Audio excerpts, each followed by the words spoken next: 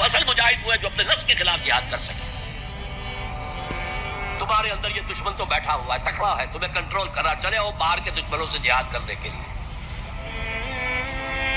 تم نے تانگے کو گھوڑے کے آگے باندھ دیا. ایو الجہاد افضل یا رسول اللہ، اے اللہ کے رسول سب سے افضل جہاد کون سا ہے؟ فرمایا ان تجاہد نفسک فی طاعت اللہ. ایسے فرعون نے کہا تھا کیا میں بادشاہ نہیں ہوں مصر کا؟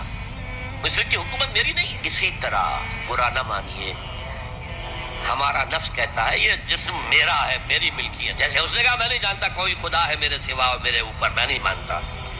نفس بھی کہتا میں نہیں ماننے کو تیار. کیا حلال ہے کیا حرام ہے، کیا جائز ہے کیا ناجائز، میری خواہش پوری کرو. اس نفس کو بھڑکانے والی ایک قوت ہے انویزیبل. انویزیبل قوت سب سے بڑی ابلیس، شیطان لعین، اور اس کے چیلے چاٹے جنات میں سے، اور ویزیبل میں انسانوں میں جو اس کے ایجنٹ ہیں، جو فحاشی کو کلچر کا نام دے، یہ اس ابلیس کے چیلے ہیں. ان کے خلاف جہاد نہیں کریں گے آپ. اگر آپ ان کے خلاف ایگریسو ایٹیٹیوڈ اختیار نہیں کریں گے تو آپ ان کے دباؤ میں آ جائیں.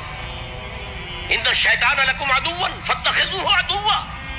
اے لوگو یہ شیطان تمہارا دشمن ہے، اس کو اپنا دشمن سمجھو.